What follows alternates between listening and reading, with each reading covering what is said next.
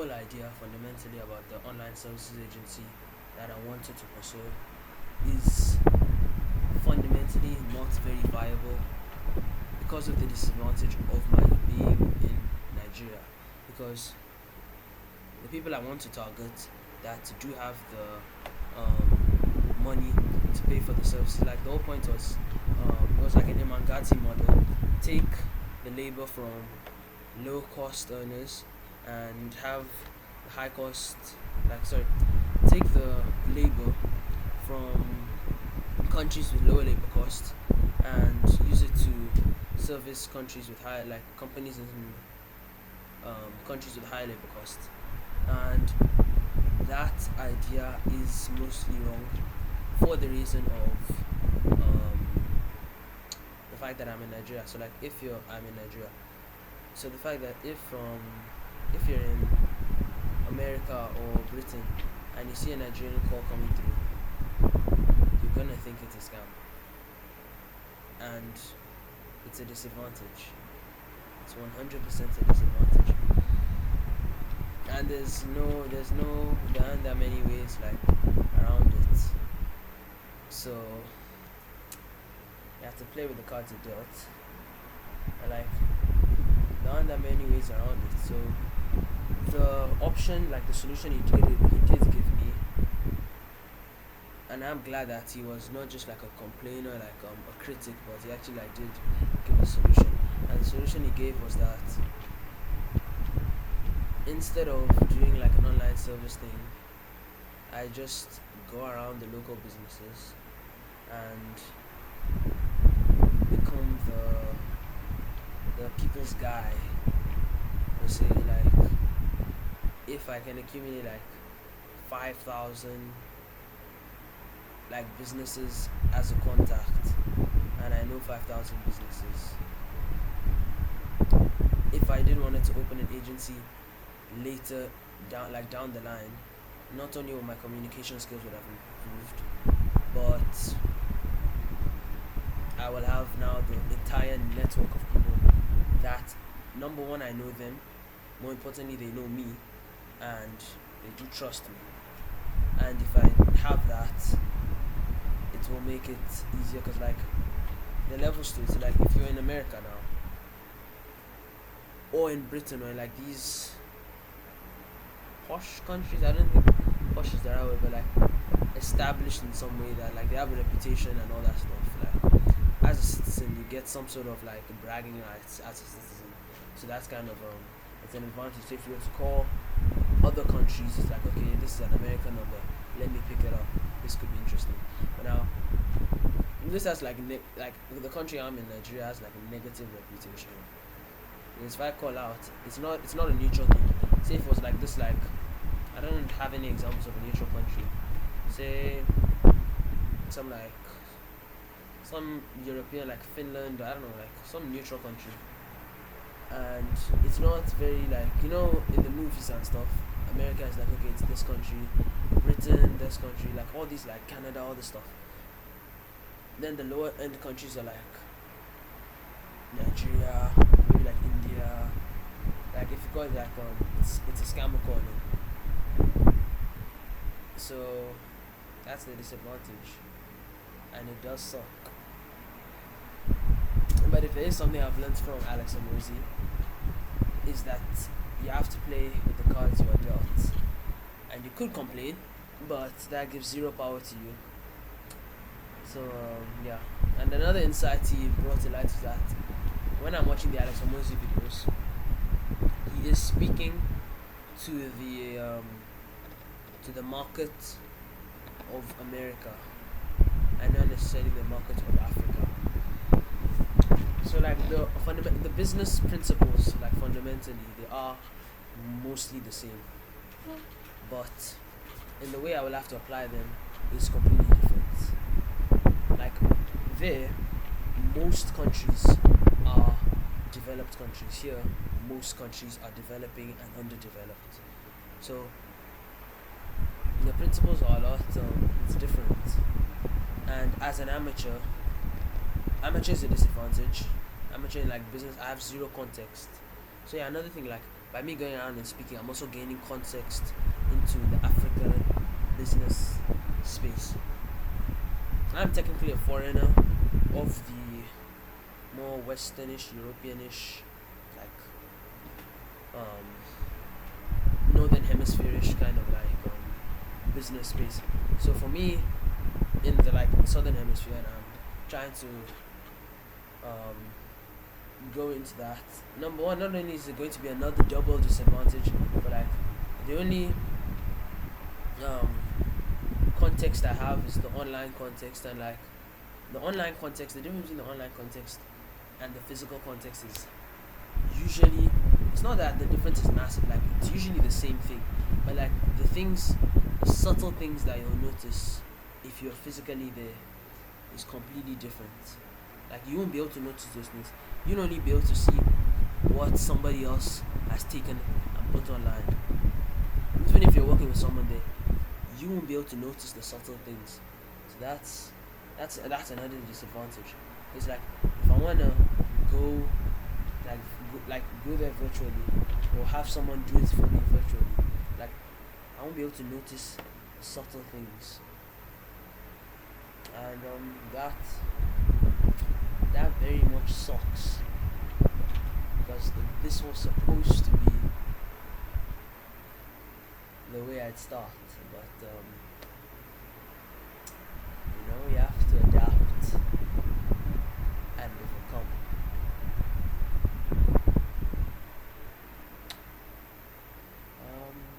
Yeah, so adapt and overcome. So I think the new plan is that tomorrow I'm gonna get, and this is what he told me to get. I'm gonna get like a big page notebook, as many pages I can get, maybe like 100-page notebook, and I'm gonna go around and I'm going to get the numbers of the people, like of the businesses locally. Maybe I'll make like a map thing of all the territory I've conquered. So I'm gonna get the numbers of the business people and improve my soft skills, which are skills that are hard to measure, and improve those skills and speak to them, collect the numbers, collect the emails, and just I don't know that, and then record it and vlog it to build something around building online presence and all that, that stuff, and a reputation and all that. So I think one of my questions I do have is, if I do, and I'm gonna ask him so, and then follow up with you guys, if I do like get all of them, if I do get all of them, I'm trying to like say the question, speak the problem out, and then hopefully that will solve the problem for me. But if I do get all the numbers, so not only is that gonna take time, like an extremely long amount of time, there's gonna be a lot of work, and it's not gonna be easy, and I should be fine with that, and I have to make myself fine with that. So that question is gonna just solve that question. It's gonna take a lot of time. It's gonna be a lot of work. It will be extremely difficult. It will get easier over time, because then by speaking to 10 businesses, I will get, my first time I'm expecting to get like one positive, like maybe 15 businesses I get one positive thing from it. But over time I will gain the skill of speaking and communicating, which then will make my output per input a lot more, and that's leverage. So if I manage to do that, then that'll be fine. So so that's the other one I saw. And the other one was, shouldn't I try the online services thing first? Like, shouldn't I at least try to see if it works? Like, at least attempt it. And then if they do, because like in my head, the logic would be, if I was in America and the higher developed countries, and I saw the Nigerian number coming in, then I would cut it out. but like it's possible that it doesn't happen, but it's more likely that it does. So I mean, I could try it out, but then time. But I could try it out, and it could work. I'm actually considering doing it, like trying it, and then if it doesn't work, then I go with this plan. Well, maybe I'll try first. I just send out some mails and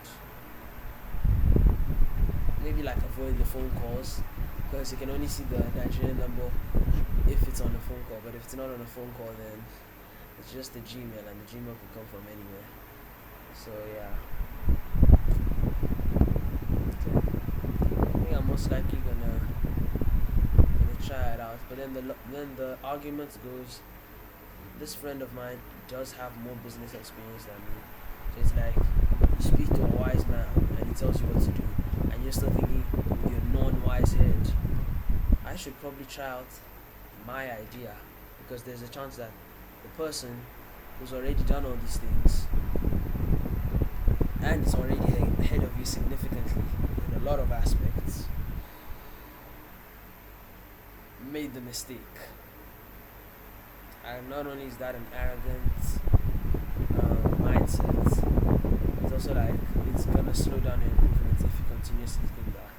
And it's possible that, okay, yes, you might be the exception and you might be special, but come on, no, you're not special. Like, if you think about it, you're not special.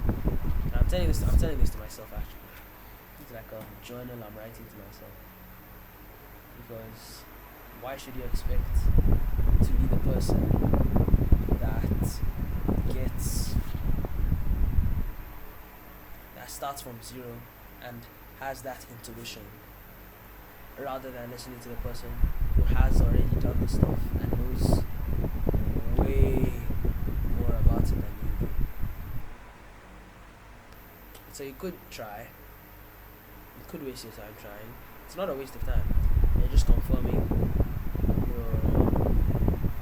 you're just trying to like cross out that wrong plan, but in wasting time crossing it out, you could have done more. And the thing is, I think I mentioned it already, that by continuously going out in this, I'll build context, like business context, like real context, because I went out. And by doing this online way, I'm not exactly building that. It's a sigh. It's not complicated, it's very simple. Take the advice of the person who knows more than you, and don't be arrogant, because there's nothing you have that should make you logically think that you are the special case, because then that is just, it's not strategic. I'm actually reading, I hope it's not backwards on the camera, but it's Thinking Strategically, A Competitive Edge in Business, Politics and Everyday Life by Avinash K. Dixit and Barry J. Nalaboff. And their argument is, in the two choices that this is to my example, in the two choices that the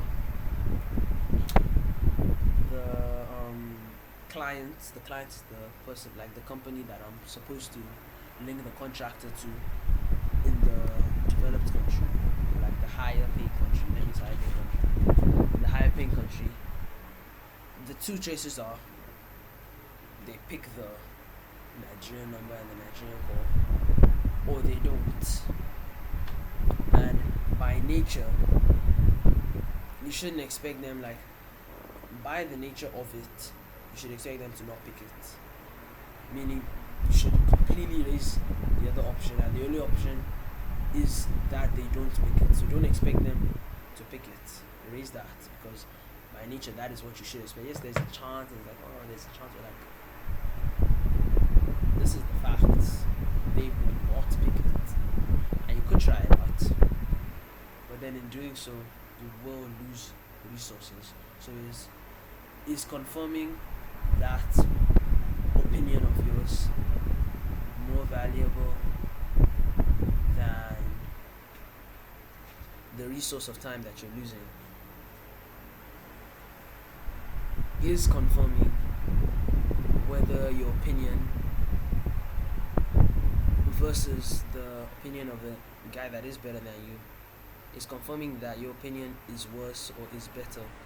Most likely worse, by the way, but is one of the two, is worse or better than the person who's ahead of you. Is that worth more? It's just confirmation. And like confirmation, if it is right, it will lead you to something you want to do. But then that comes with its own set of problems. So like, which one's more valuable? Is it the resources of not confirming and that time you have, and it's mainly the time. Like you do have a lot of time, but like you still need to value it. It's like, it's the time it's gonna take you to confirm all this stuff more valuable than the confirmation itself. That makes sense. I think I said that backwards. Is the time it's gonna take you? Basically, what I'm saying is the time it's gonna take you to confirm the stuff, is that more valuable than confirming it? Like wasting that time, is it worth? Yes, there we go. That's all I'm saying. Is wasting that time worth confirming it? And the likelihood is that it does not work. Now it's in my head of, okay, people are saying more, but like it's not people, it's someone who knows better business than me. So it's not the wise decision, it is the stupid decision, and I agree it's a stupid decision, but I will quickly send some messages out through Gmail, obviously no number, and hopefully I get responses by tomorrow morning when I wake up. But I will quickly try to send as many messages as possible to as many of those high paying companies as possible to test my confirmation.